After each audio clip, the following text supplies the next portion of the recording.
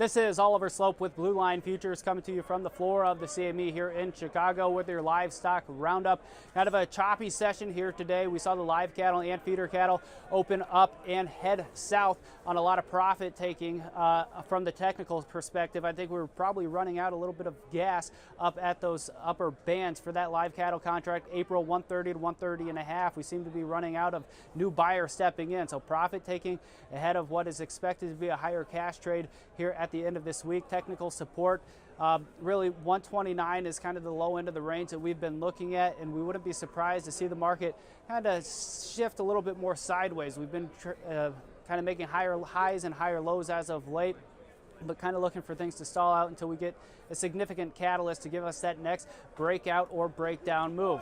Now, on the feeder cattle side of things, same type of thing, 143.35 to 147.35 to 147.85 is yesterday's highs as well as the December highs. We weren't able to get out above there, and so we saw some long liquidation coming to the market, held that psychologically significant 145 level, and I think overall the April contract does look constructive, much more constructive than that March contract. We're starting to shift upward, so I wouldn't be surprised to see positive momentum carry forward in those April feeders.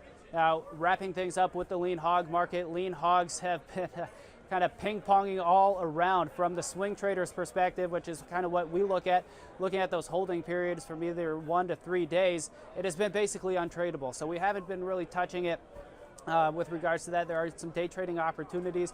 If you want to be a long-term trader and look to the buy side, I think you do that via call option, something that gives you some pretty good exposure with limited risk. So that's what we're looking at. That's what you should be looking at too. This has been Oliver Slope with Blue Line Futures from the floor of the CME.